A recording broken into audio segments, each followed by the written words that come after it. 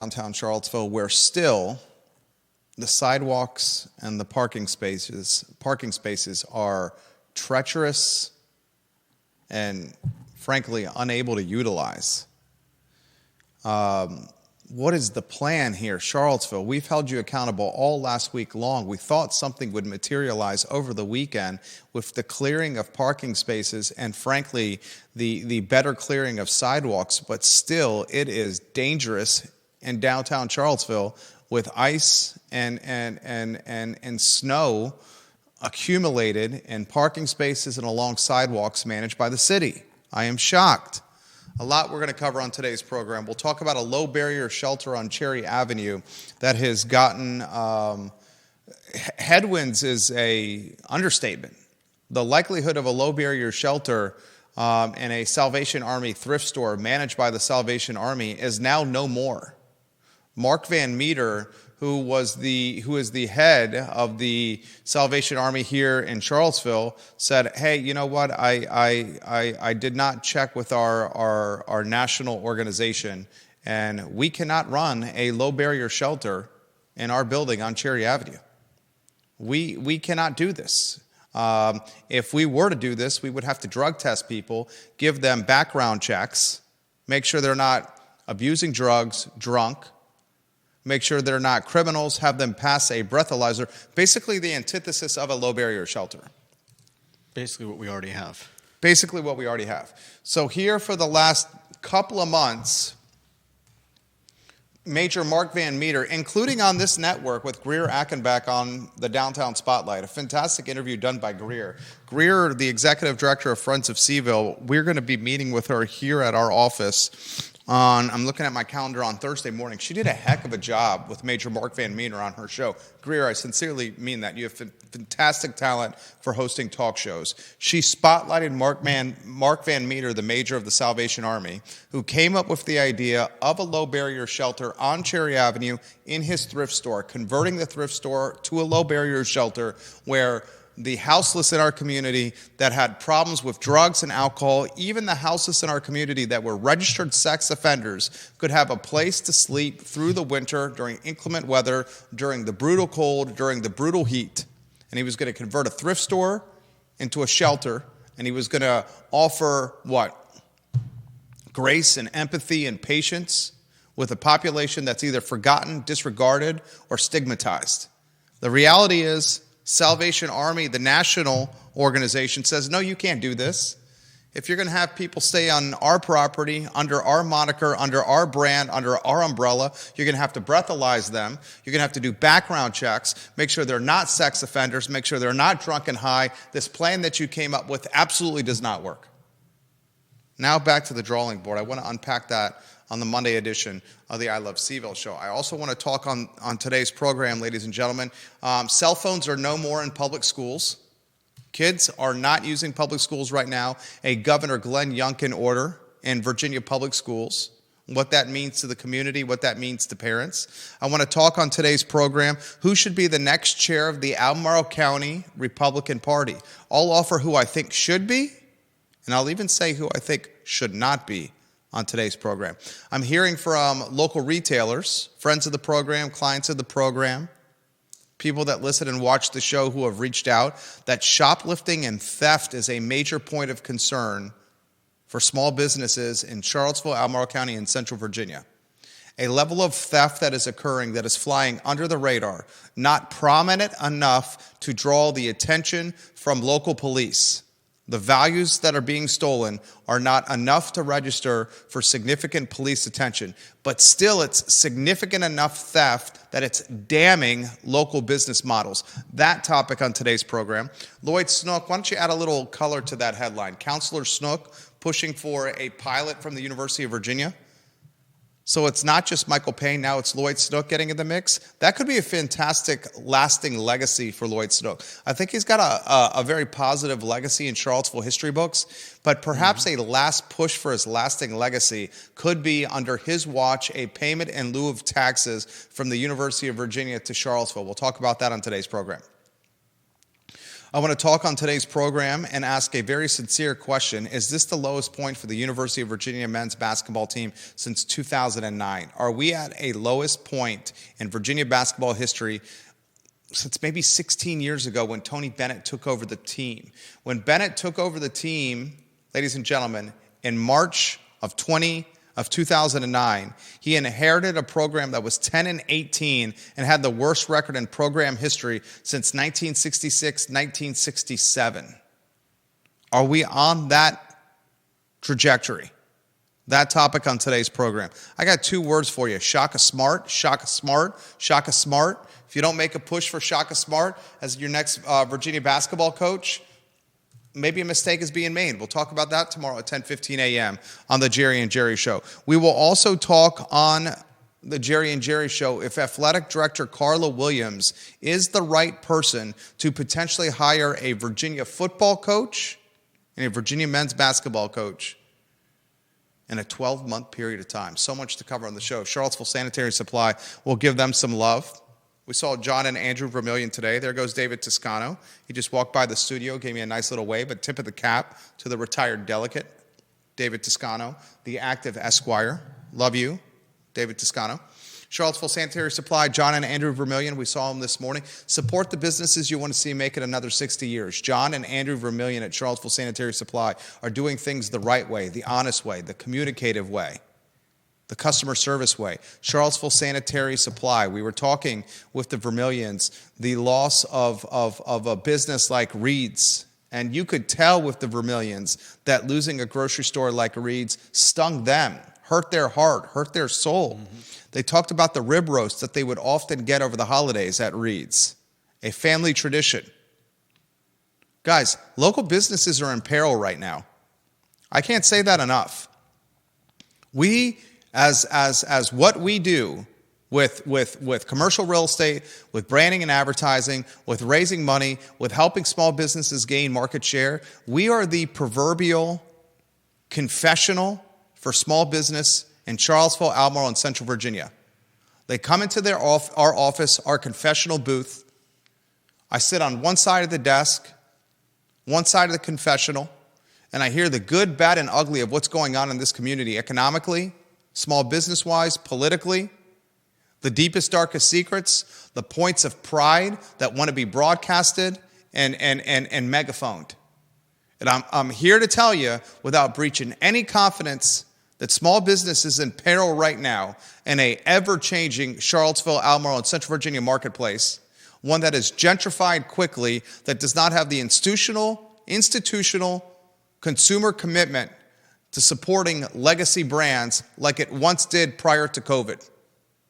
You have a community that has radically changed because of hybrid and remote work and because of the impact of the University of Virginia, in a community that is still going to radically change because of the influence of the data science school and the biotech school, where thousands of six-figure households, deep six-figure households, will spring up, will be birthed, will pop up in our community. And these thousands of six-figure households that are coming in the next 24 to 48 months do not have the commitment, consumer commitment, institutional consumer commitment that we did prior to COVID, when it was not when it was a community that was not as radically changed.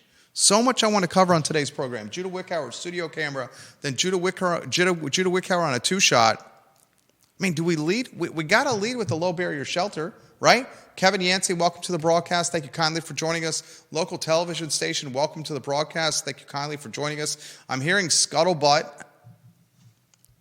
One of the local TV stations, I'm not going to say which one, is on the cusp of another round of cuts, considering another potential axing of a news broadcast and more pink slips or early retirement suggestions for a local television station. Remember, the local media is tied to advertising as much as anyone. So much we're going to cover on today's program. James Watson, Kevin Yancey, Bill McChesney, thank you for watching the program. Janice Boyce-Trevillion, it's good to see you watching the show. Philip, thank you for watching the program. Dan Thompson, Andre Xavier, Kevin Sullivan, Beth Marcus, Queen of Farmington, watching the show. Which headline most intrigues you, Judah Wickower, and why? I mean, there's a lot going on with this shelter story, and it's looking very interesting. Do you want to set the stage? Set the table for us. Does the fork go on the left or the right of the plate? I would say I'd say the left. Are you speaking with confidence or conviction? No, Does the knife go on the left or the right of the plate? Does the blade of the knife point inside to the plate or outside away from the plate? What side of the plate does the napkin go to, and where should the glass be positioned? Oh, my goodness. Cotillion. Why are you asking me all these questions? Cotillion. You didn't do cotillion? No, I didn't do cotillion. Fork on the left, napkin on the left, fork on top of the napkin, knife on the right, the Facing blade of the out. knife pointing inside to the plate. Pointing in? Not out. Oh, my in. goodness. The glass on the right of the plate around the 1:30 or 2 o'clock if it was a face of a clock. All right. Well, Set the that's proverbial table More on the. information for me to completely forget 2 seconds from now. Well, when you're hobnobbing on your many dates each week with the beautiful ladies you're courting, they will want to see a well-mannered and manicured Judah Wickower at Mas Tapas, at the local, at Bisou, at Zocalo, at Petit Pois. Interesting. My wife and I had a fantastic outing at the Good Sport inside the Kimpton Hotel. We brought our boys for the Stanford basketball game. The Good Sport was showing the Stanford game. It was on the road. Virginia got their tail kicked. The boys were enjoying chicken tenders. My wife and I had some cold beers and some wings while having a fantastic time at the Good Sport, which is a sports bar inside the Kimpton Hotel. That place is sexy. It is done to the nines. I mean, you feel like you're in an atmosphere and an ambiance that is Manhattan-esque, not one that's just, that's still the city, right? Yeah, that's behind Barrack Shore. That's the city. That's not Albemarle County. Anyway, I'm distracting you. I apologize. Low barrier shelter. Let's see if Judah does this succinctly. The W's. We learned this in journalism school. The who, what, when, where, and why of the low barrier shelter Cherry Avenue story. Well, they had another meeting. This one included the city manager. It included Mark Van Meter, the head of the local chapter of Salvation Army, and there was again still some pushback, some questions about whether Cherry Avenue is the right place for this, but that may become a non-factor if they can't get someone else to run this, because as per the nationwide Salvation Army rules, Salvation Army can't run this as a low barrier shelter. They would need someone else to run it as a low barrier shelter, and I don't believe they've had anyone come forward to do that yet. But there's more going on, and it's interesting. There are some ideas bandied around. Someone asked whether or not it would be wise or wiser to switch the two buildings, not switch the actual buildings, but switch the purposes of them. Move the Ridge Street to Cherry Avenue and Cherry Avenue to Ridge Street. Put the low barrier shelter on Ridge, and then the high barrier shelter on Cherry Avenue. Yeah. That would appease the Fifeville Neighborhood Association, or some in the Fifeville Neighborhood Association. But that's not feasible because I don't think that's feasible at all. well, Extremely costly. in this case, I believe they're already working on on some renovations of the Ridge Street property, and it also has several facilities that that couldn't just be ignored or left there. In other words, the things that are available in the Ridge Street shelter need to be there for the people that shelter is for, and couldn't just be, converted to something else. And they would need, I believe, more space to put all of that stuff in the Cherry Street shelter.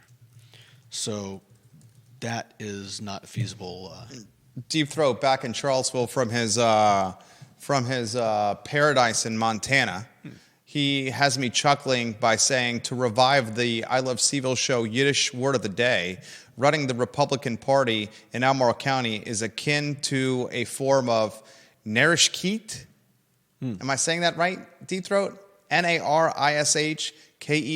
We don't have to go down the road of looking that up. I'm curious. The actions of a foolish person is the Yiddish word, narishkeit. Am I pronouncing that correctly? The Yiddish word of the day is something that I missed. Look, narishkeit, he corrects me. Deep Throat. A Yiddish Renaissance man and virtuoso, if you may. Ginny Who says, speaking of retail theft and shoplifting when it comes up, if it's a pack of gum, that is theft. Amen, sister. I want to talk about that in a matter of moments. We're hearing from a number of local businesses that theft is running rampant, and there's nothing they can do about it now. Okay? We'll talk about that. I want to get back to the Low Barrier Salvation Army story. Look, I'm going to have one of my resolutions for 2025 is to have a little bit more empathy and grace and patience with people. Wow. Judas, wow. Patience is not one of my strengths. I'm a very direct person. I get to the point in everything I do. I call it efficient. Some would call it tenacious. Others would call it steamrolling. I call it getting the job done. My wife and others have asked, perhaps as we had our what would you like for 2025 resolutions, I initially said nothing. I said nothing, much to the disappointment and chagrin of the family and friends in attendance. Then I said, okay, I'll be a little bit more patient. I'll offer some grace and empathy and patience to Major Mark Van Meter. Here's the grace and empathy. He was trying to do the right thing by finding a solution to a low barrier shelter. Old Jerry, not new Jerry, but old Jerry would say, you're the major of the Salvation Army here in Charlottesville and Central Virginia. You have tremendous responsibilities. And for you to go on multiple media platforms and speak on the record and have many meetings with the city manager about a low barrier shelter throughout the fall of 2024 on Cherry Avenue, converting a thrift store to a low barrier shelter to get the community's hopes up, only to disappoint them at the bottom of the ninth inning, that is patient Jerry, empathetic Jerry, and Jerry full of grace would say, that is a mistake. Old Jerry would call it completely something different. Negligent, misinformed, malpractice.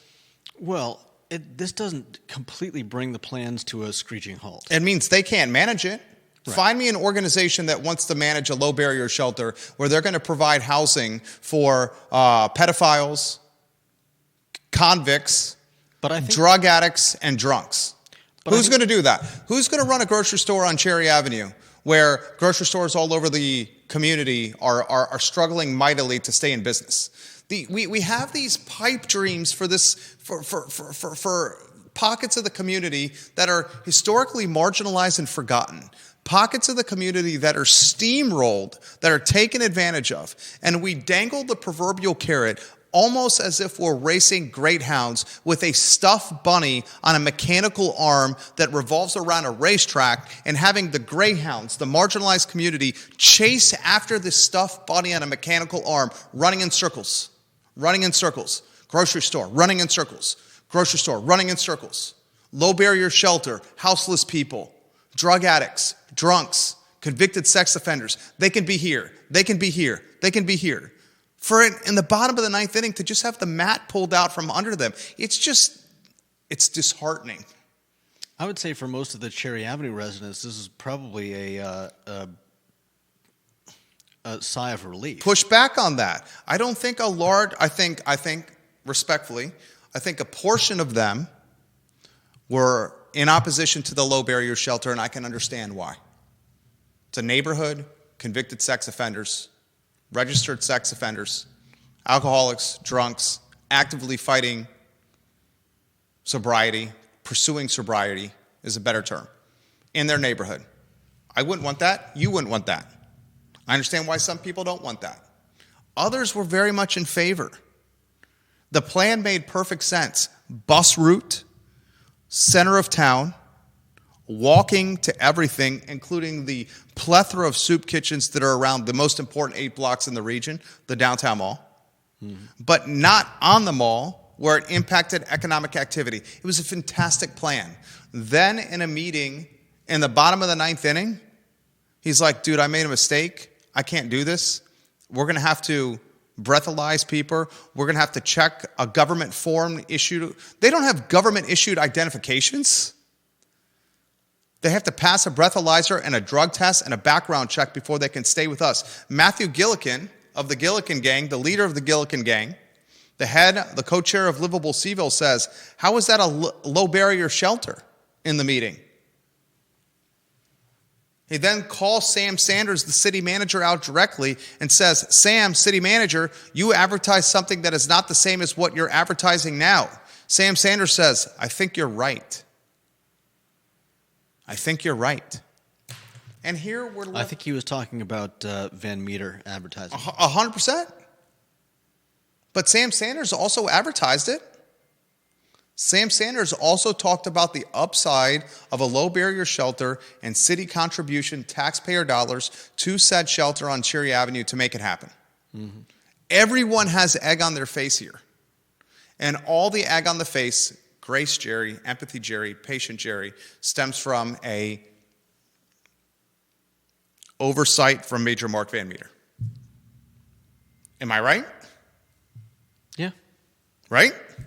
He wasn't expecting to be running the place, and less people have come alongside to partner. He was, in some ways, expecting to run the place. I don't think he was. Okay, he was going to provide the shelter, the thrift store. He even says, I thought there would be more partners coming along. Who is going to want to run this? There are nonprofits and businesses out there that are in the business of running homeless shelters. Low barrier ones? The most dangerous of all of them? This is there's an analogy to be made. We're studying for the SATs. We got our big book out in front of us. Are they even doing books now? I guess it's all online. We're studying. I never studied for the SAT. You didn't take SAT prep class? No. Really? You didn't take a prep class for the SATs? No. Took multiple SAT prep class. My brother and I started taking the PSATs in 7th grade. We were selected in 7th grade to take the PSATs when we both got into 7th grade. And then my parents, fortunate. Did you know anyone could take the SATs? You can pay for your son or daughter to take the SAT, even if they're not a junior in high school or a senior in high school. My parents, after we got selected for the PSAT program, my mom and dad paid for my brother and I. It's a nominal fee to take the SATs as 9th graders, as 10th graders. So by the time we got to the SAT as a junior, we had already taken the PSAT once, and then the SAT in 9th and 10th grade. It was easy peasy Sunday breezy. I bet. Because we prepped for it. Practice. There's an analogy. The idea of a grocery store on Cherry Avenue, literally across the street of the idea of a low barrier shelter on Cherry Avenue. Mm-hmm. They are pipe dreams. A proverbial carrot that's dangled to get a historically forgotten community excited, engaged, and interested. And then said carrot, much like a greyhound race in sunny Florida, never makes it in the mouths of the greyhounds pursuing the carrot on the mechanical arm, the stuffed rabbit on the mechanical arm. And it's unfortunate. And that's what's happening right now. Viewers and listeners, let us know your thoughts. Put them in the feed. Anything else you want to add to that, Judah Wickower? No, I'm not sure why they would be leading them around the track, though. For which analogy? The grocery store? Either of them. Is there any point to leading them around? Do you think it's just to get them engaged and make them think that somebody is doing something for them? Is that the limit of it? Lauren, welcome to the program. Ginny Hu, Philip Dow, thank you for watching. Is in regards to the grocery store, is it because of the development associated with the project? Do you dangle the grocery concept to get the rest of the development a reality? The housing and the retail? Is that why? You think they're just? Do you think they always thought this was going to be a non-starter? And I said from day one that this grocery store was never going to come to fruition. So I said from day one that doing a grocery store. I said from day one that doing a grocery store was like pipe dream. Did I not say that? Sure. Didn't John Blair say that? Did Deep Throat not say that? We all said that. We said this is a bogus idea. Do you think they've got a second set of plans that do not include building any of the infrastructure for the grocery store? I would not be surprised if no one steps up and chooses to run it. The dangled carrot with the low barrier shelter on Cherry Avenue, I don't see that MO. I think that truly could have been a mistake. Yeah, I definitely. But it was still a dangled carrot. It may not have an ulterior motive, but it was still a dangled carrot. Okay. I'm not really sure I see that, but. The community got excited for a shelter. You know who got really excited for this shelter? The 8 blocks we call the downtown mall. So you're saying the dangled carrot wasn't to Cherry, it was to everyone else? It was to the community. It was to the struggling merchants on the mall. It was to quality of life on the mall. Okay. It was to the gentleman that sleeps in front of Mary's Tools Jewelers, or the guy that has returned to Draft Tap Room. Good God, open your doors, Draft Tap Room.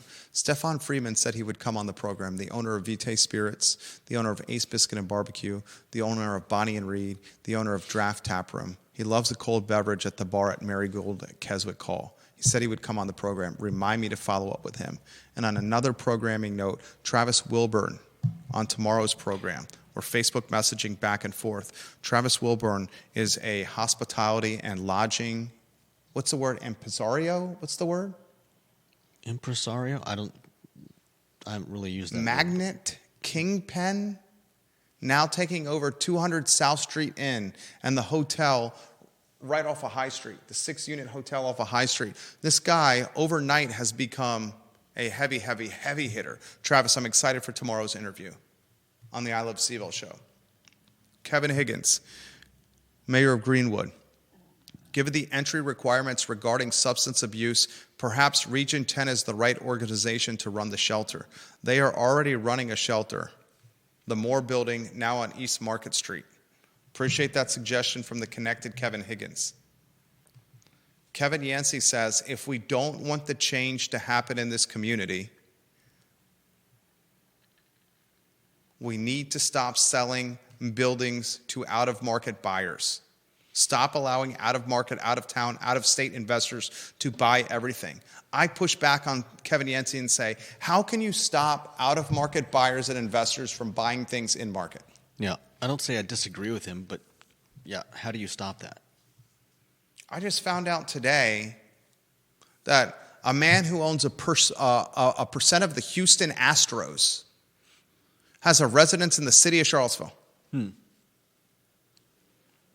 I'll leave it at that without any other details coming out. Not my place to say. Someone who owns a Porsche. Anyone in these days. That made me laugh. Someone who owns a percentage of the Houston Astros lives, or at least partially, in Charlottesville, Virginia. Props to him. Okay. Next headline, Judah Wickhauer, what do you got? Let's see. Where is the money going with CVille City Schools? Deep Throat got me thinking this morning. Appreciate you, Deep Throat. He sent me this direct message. As we enter budget season, here's an interesting statistic for the show. CVille has the 5th highest per pupil instructional expenditure in the Commonwealth of Virginia. Almost 50% above statewide average. Wow. However, the average teacher salary in city schools is slightly below statewide average. Where is the money going? Administrators. I'll relay it again. Renaming schools. I'll give it again. City schools, Charlottesville City Schools, have the 5th highest per pupil instructional expenditure in the Commonwealth of Virginia. Almost 50% above statewide average. Yet the average teacher salary in the city schools are slightly below the statewide average. Where is the money going?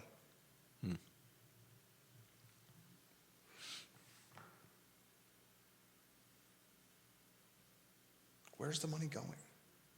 How much have they spent on renaming schools? Who asked about renaming schools? Who caught flack from the activist community about highlighting the unnecessary expense associated with renaming schools? Everyone that wasn't an administrator in the Charlottesville City Schools. What? I'm not sure what you're saying. I don't even follow what you're saying. Okay. What are you saying? Do you want me to point at you? No.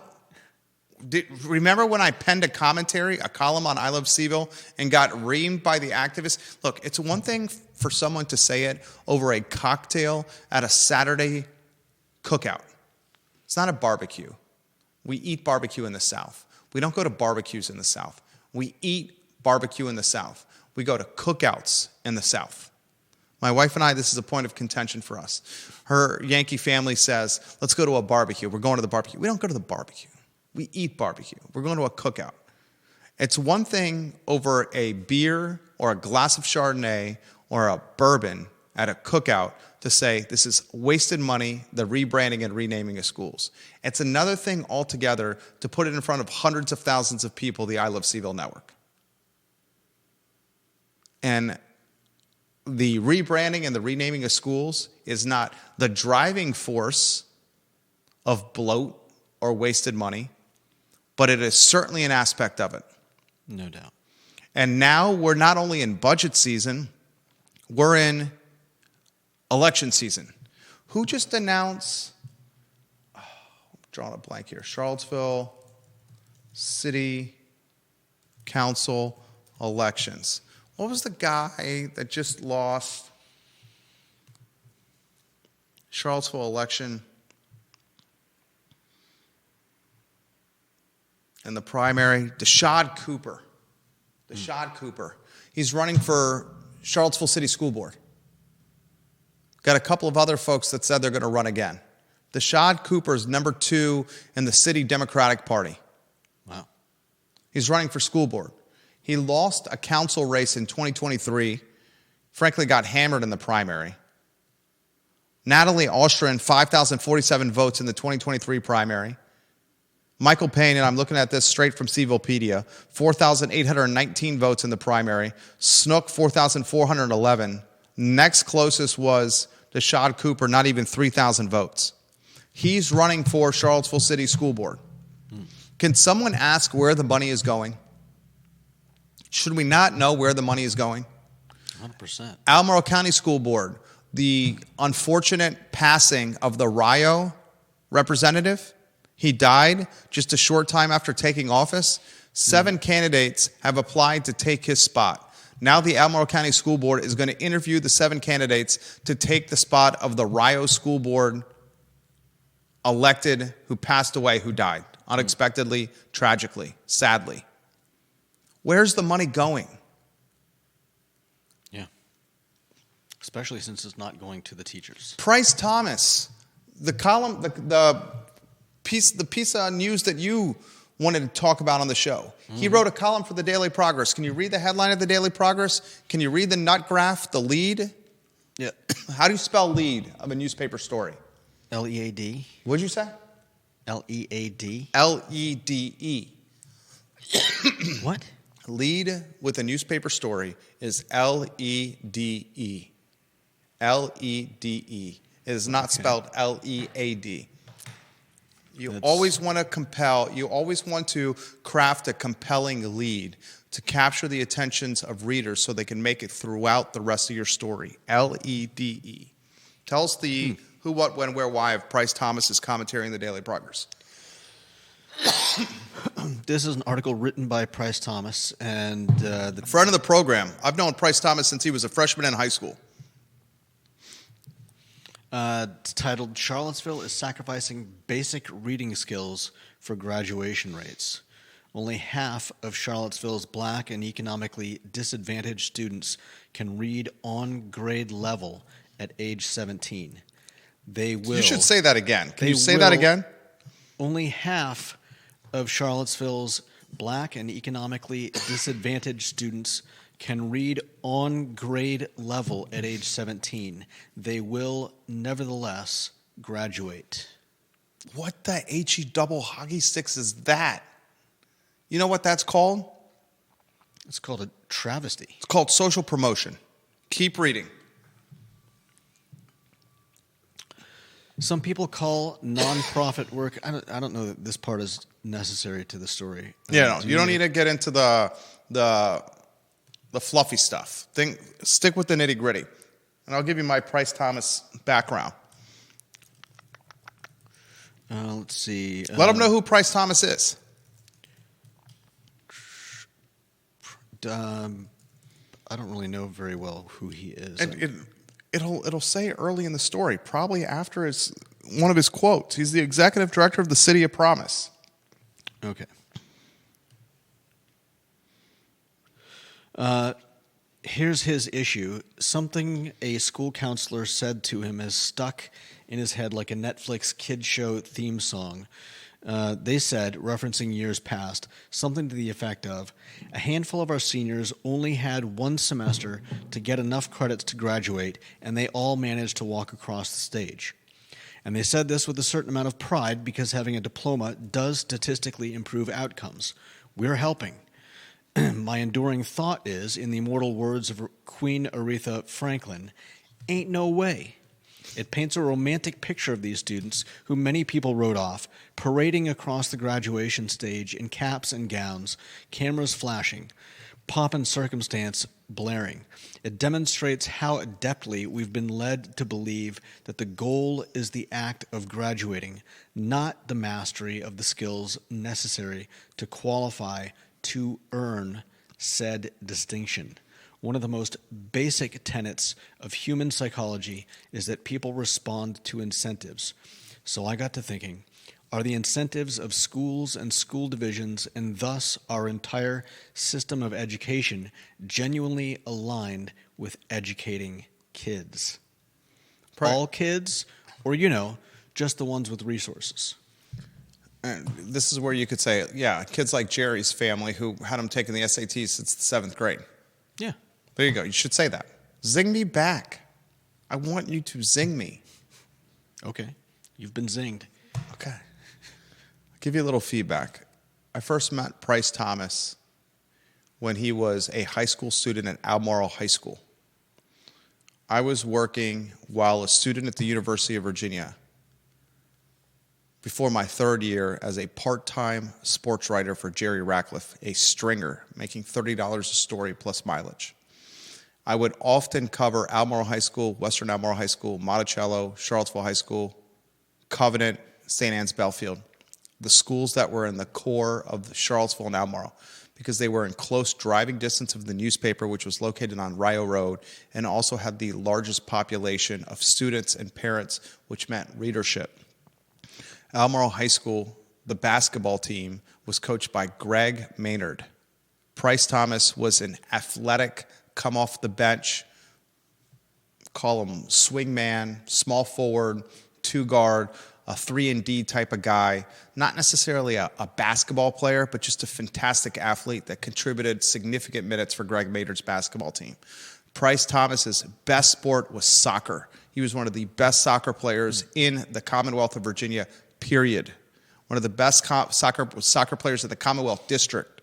He ended up playing soccer at William and Mary. I grew up in Williamsburg. I know William and Mary. I know tribe soccer. He played soccer overseas in Europe for a little while. I used to watch Price Thomas post William and Mary soccer career, college graduation, post professional soccer career in Europe, working out at ACAC downtown Charlottesville.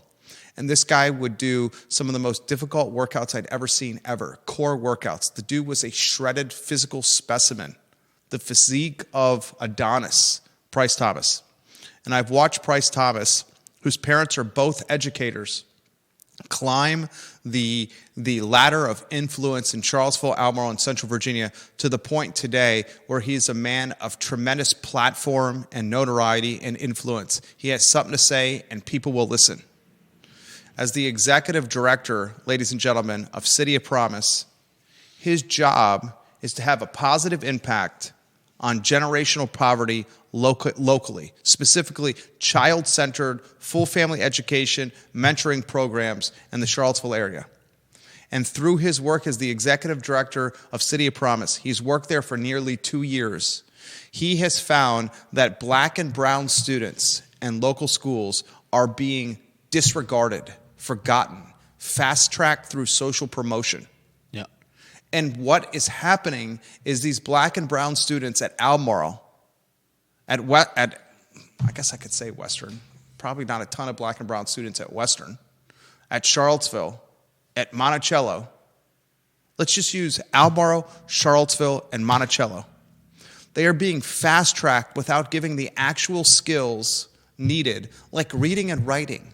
What was the stat, the first stat you gave with reading and writing from the story? Read it verbatim so you don't mess it up. I can give you the actual numbers. It's just after I stopped. We've got data published by the Virginia Department of Education tells an interesting story. It illustrates that only 38% of black third graders and only 40% of their economically disadvantaged peers in the city of Charlottesville are reading on grade level.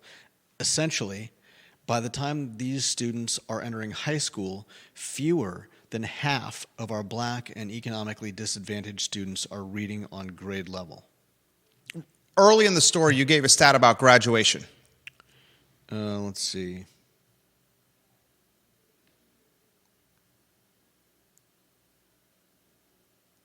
Dead air. No dead air.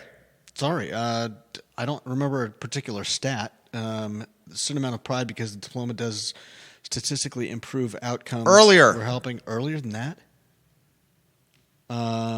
I'm not sure what you're my goodness gracious. referencing. I didn't read anything that had any numbers in it.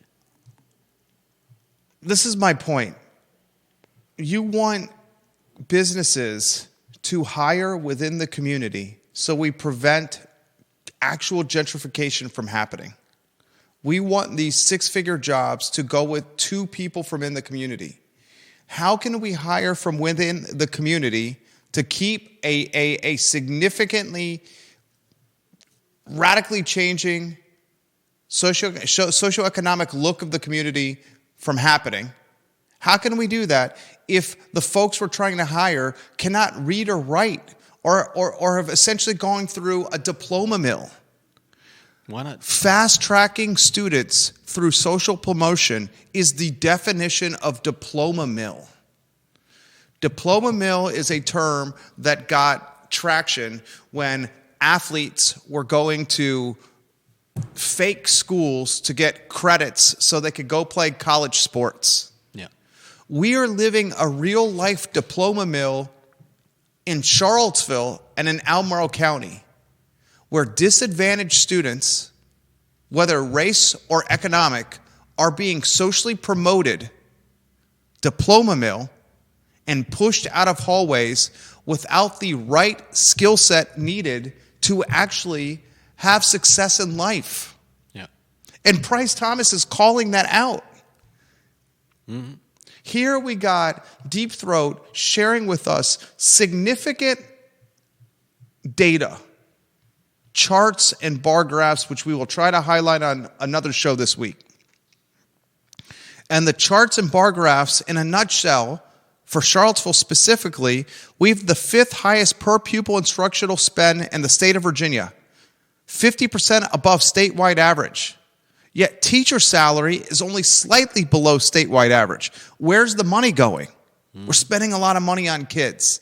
Then Thomas says over the weekend, these kids, black and brown ones and economically disadvantaged ones, are essentially pumped through a diploma mill and pushed from classroom through hallway to classroom to graduation without actual skills. less than 50% having having the ability to read at grade level, and it goes on to say later that the data set tells us that 84% of black students and 85% of economically disadvantaged students graduated high school on time. These are damning statistics.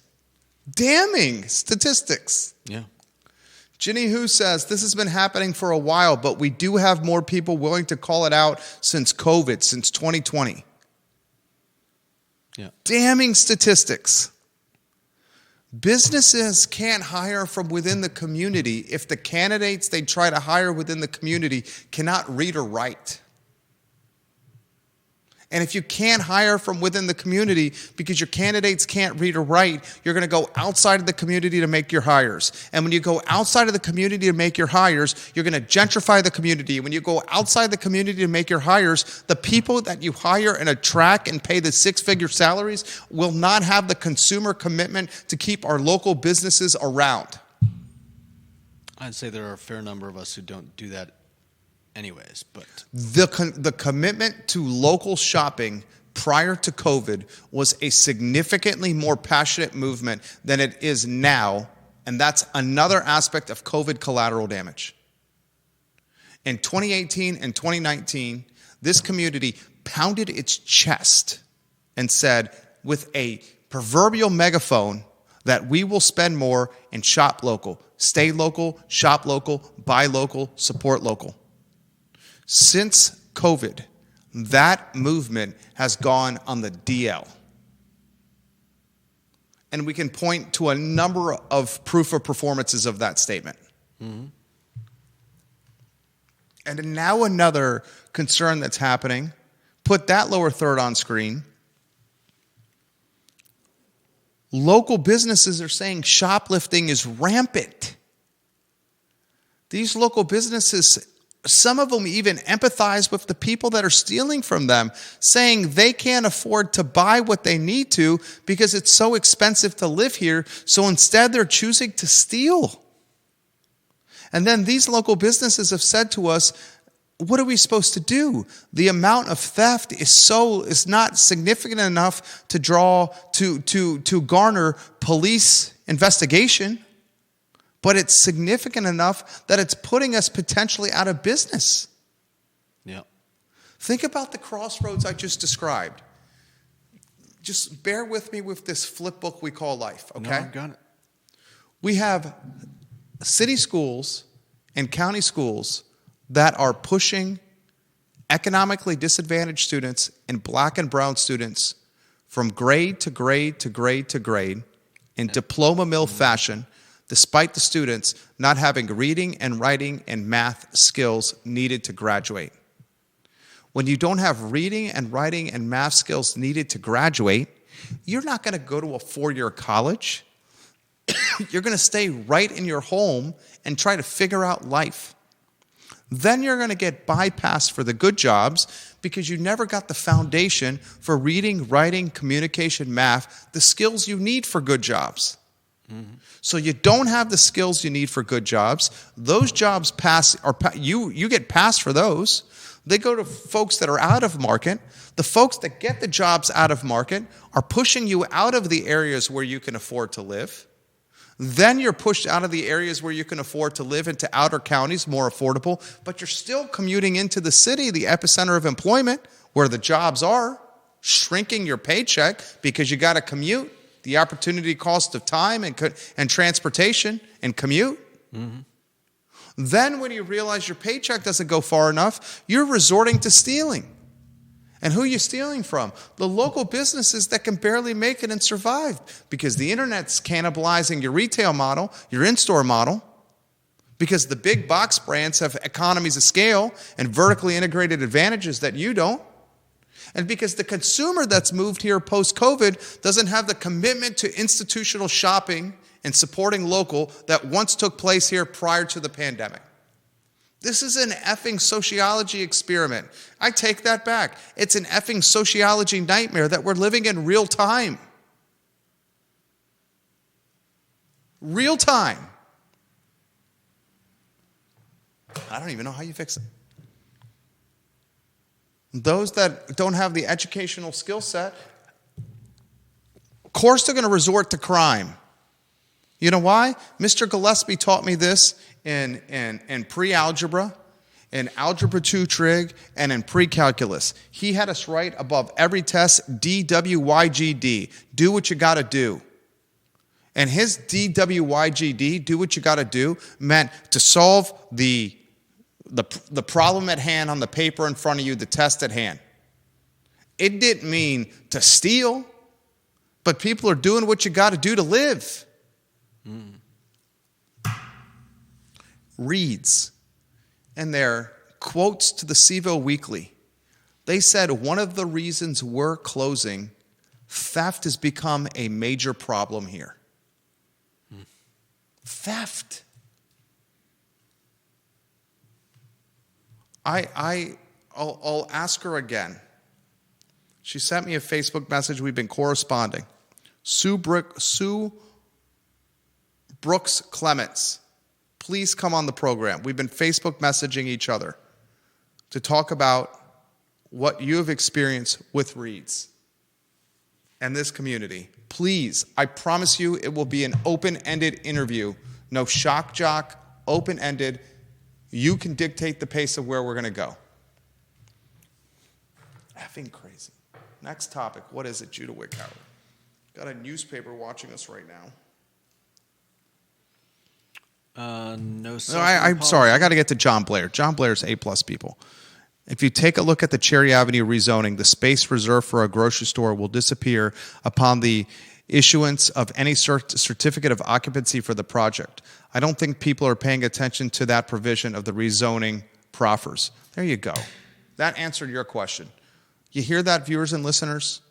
If you take a look at the Cherry Avenue rezoning, the space reserved for a grocery store will disappear upon the issuance of any certificate of occupancy for the project.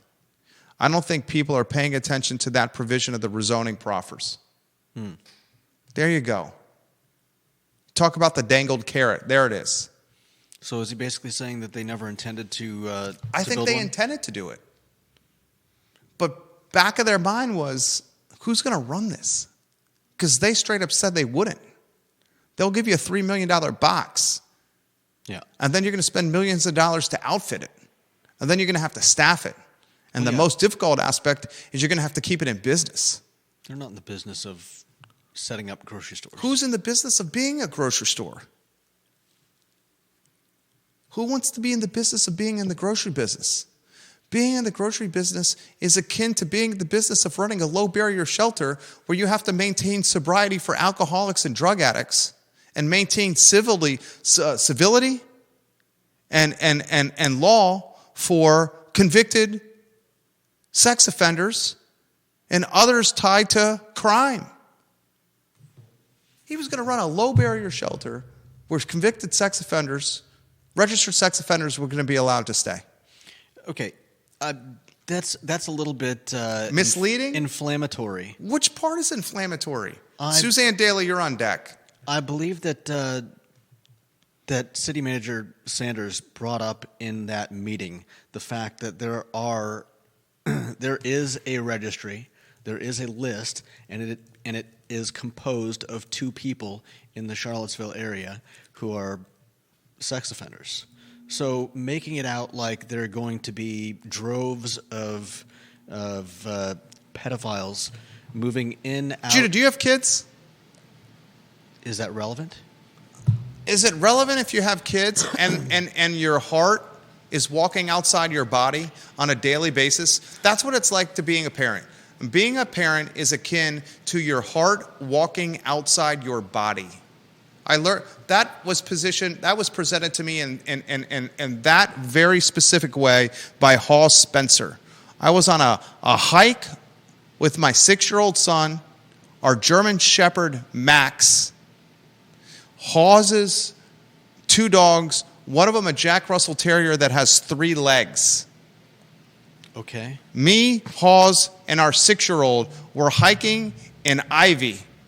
I was shocked that the three-legged Jack Russell Terrier could keep up with the four-legged Max the German Shepherd and the four-legged Terrier dog that he had that was energetic as hell, almost as if he had drank Jolt Cola from a water bowl before going on the hike with us. And we were talking about what it's like to be parents. His kids, his youngest, about to graduate from the University of Virginia. And he said, having kids is akin to your heart walking outside your body. I make that statement because as someone who's a parent, I wouldn't want two registered sex offenders within 100 feet, within a half a mile of my kids. Okay. And then you're supposed to say, what happened to New Year's resolution, grace and patience and empathetic Jerry? No, I was just going to comment about the whiplash I'm feeling. But, yeah, okay. All right. Maybe that's lacking grace and empathy and patience. But you know what? It's my kids. It's our kids. You should hear what my wife would say. Be even more to the point than what I said. Fair enough.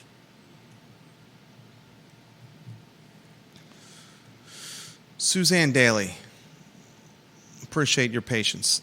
Teachers know when kids cannot read, and many of them are put in the position where they are unable to speak up with outrage publicly. They are not allowed or they will be fired. So many leave and go work for private schools or elsewhere, but most stay and chug through another year towards retirement and pension. Superintendents like Haas make it clear that teachers are not to speak out about minority populations doing poorly, which is making it worse, sadly. Lack of public outrage is the problem. Teachers need to speak up and have a career contingency plan. It is ruining our society at large. Also, Albemarle County Public Schools' main tenet in all Albemarle County Public School email signatures is equity. Equity is equal outcome. Graduation diplomas are equal outcome. Goal achieved. Suzanne Daly, you made the program better.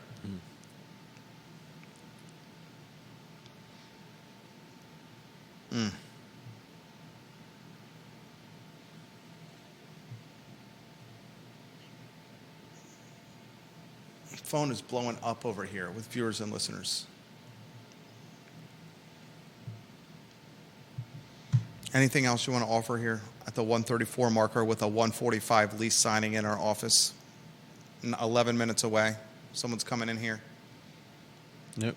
What's the next topic, if you couldn't pass it along to the viewers and listeners on a Monday? Oh, let's see. We've got no cell phone policy is now in effect. Thank the Lord. Yeah. A lot of parents had issue with me saying there should be no cell phone use in schools. A lot of parents reached out and said, no way, dude. Cell phones is how they communicate with us if there's trouble in the schools.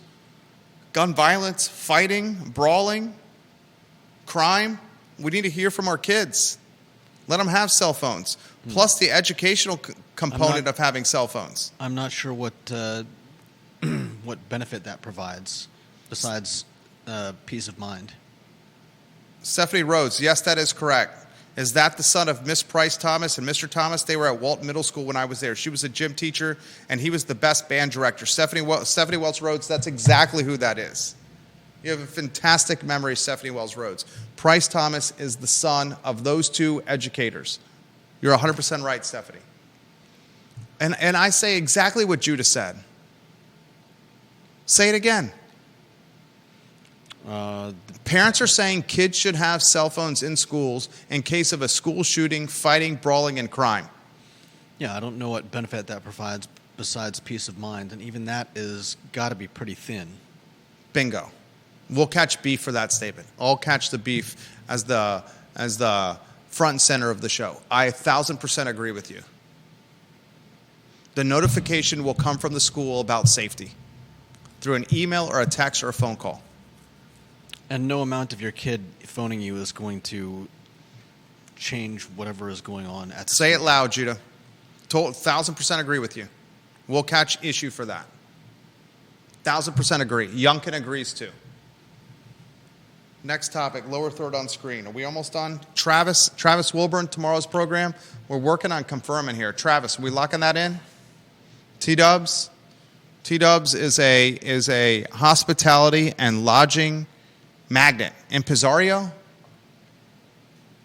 Virtuoso? Sure. Kingpin, all around good guy. Last topic of the show, is it UVA basketball? We've got a few. We've got who should be the next chair of Albemarle County Republican Party. Snook pushing for pilot from UVA. Save the next chair of the Albemarle County Republican Party for tomorrow's program. Use that headline on tomorrow's show. We ran into John Lowry today, a fantastic guy. Recently announced his retirement from the Albemarle County Republican Party chairman position. I have a couple of ideas who could be the chairperson and a couple of ideas who should not be the chairperson. And if I say who should not be the chairperson and everyone knows I'm going to catch some heat for it. But it's important the community knows. The last topic, it's Virginia basketball. We'll talk about this tomorrow at 10:15 a.m. with Jerry Ratcliffe on the Jerry and Jerry Show. I'm going to make a convincing argument that Virginia basketball right now is at its lowest point since March 2009, when Tony Bennett took the program over. He inherited a team that was 10-18 overall, the worst record in program history since the 1966-1967 season. Ron Sanchez and Virginia basketball are getting hammered in ACC play. They just got humiliated by Cal and Stanford. This team is in peril. And wait until the transfer portal opens to see who jumps in. If anyone thinks Day-Day Ames is returning, you're not reading the tea leaves correctly. It's the Monday edition of the program. Judah Wickhauer, Jerry Miller on a still snow-covered downtown Charlottesville. Market Street cam? Is the Market Street cam on? Look at what's out there. It's treacherous. And parking is horrendous. It's horrendous at a time when the downtown is starving for patrons. I 100% thought that they would do some work on the parking downtown. And they did nothing. Over the weekend. We had some warm weather. I'm sure some of that thawed. Some of it thawed a little bit. Nothing. I haven't seen evidence. Are you showing Market Street? Yeah. Look at this. I haven't seen it. We were looking around for a parking spot. Judah Wickhauer and I are capable, able-bodied individuals that are in good health and good shape. I was struggling to walk and find parking. Imagine if you're an elderly person in a wheelchair. Imagine if you got a wheelchair. Have kids. Pushing a stroller with a baby. Yeah. Having a 6-year-old. I mean, madre. That's the show. Thank you kindly for joining us. Judah Wickhauer, Jerry Miller, the I Love CVille Show on a Monday. The Jerry and Jerry Show tomorrow at 10:15 a.m. So long, everybody.